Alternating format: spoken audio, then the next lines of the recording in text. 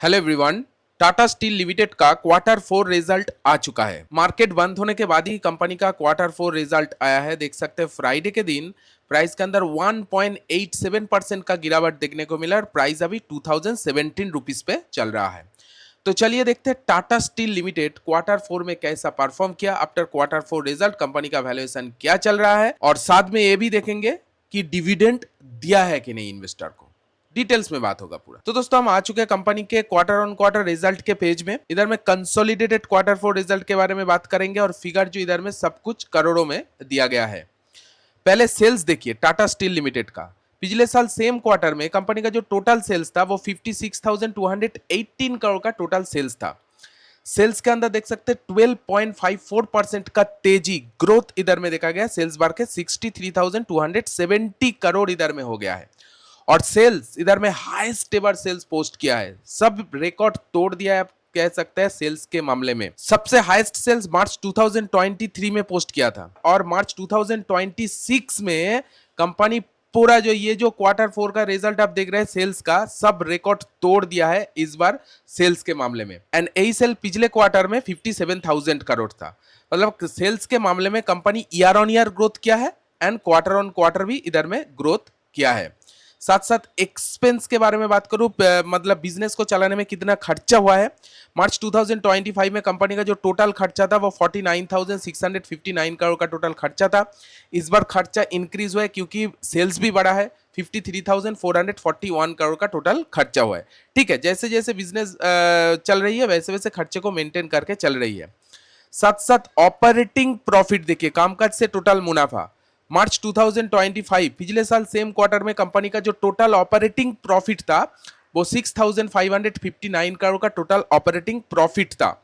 Operating profit के अंदर 50% का ग्रोथ देखा गया। ऑपरेटिंग प्रॉफिट बढ़ के 9,829 करोड़ और ऑपरेटिंग प्रॉफिट भी highest ever operating profit post किया इस बार।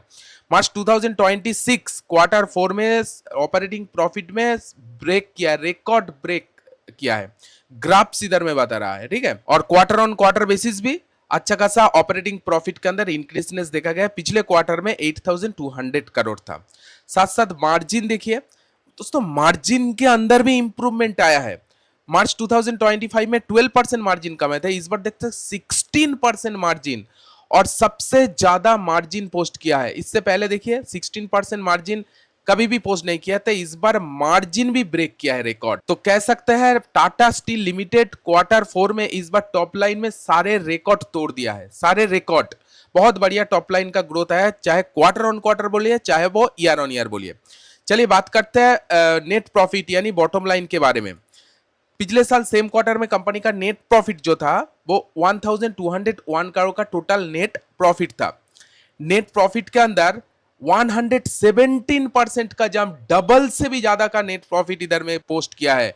2,965 करोड़ इधर में नेट प्रॉफिट गया है। क्वार्टर ऑन क्वार्टर बेसिस भी बहुत बढ़िया नेट प्रॉफिट इंक्रीज हुआ है।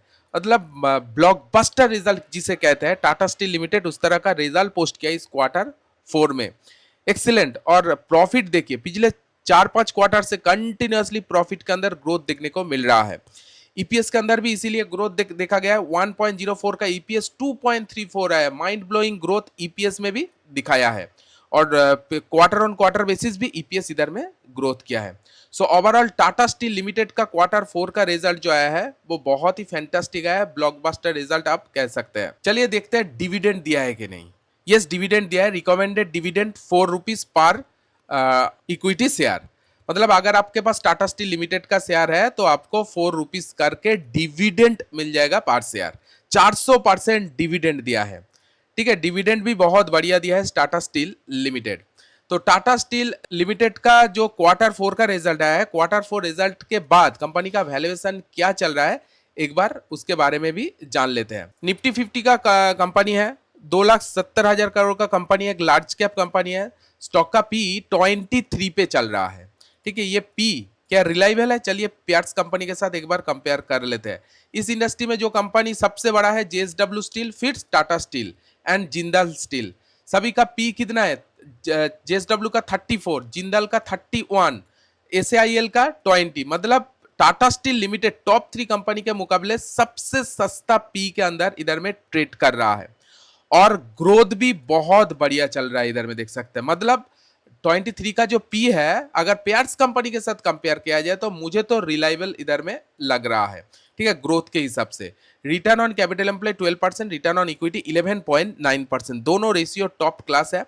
ईपीएस की बात करूं 8.65 चल रहा है, कंटिन्यूअसली ईपीएस ग्रोथ कर रहा है एंड 52 वीक हाई से 3.37% नीचे ट्रेड कर रहा है टाटा स्टील लिमिटेड। ये कुछ फाइनेंशियल रेशियो है। चलिए एक बार कंपनी का पास्ट परफॉर्मेंस देख लेते हैं।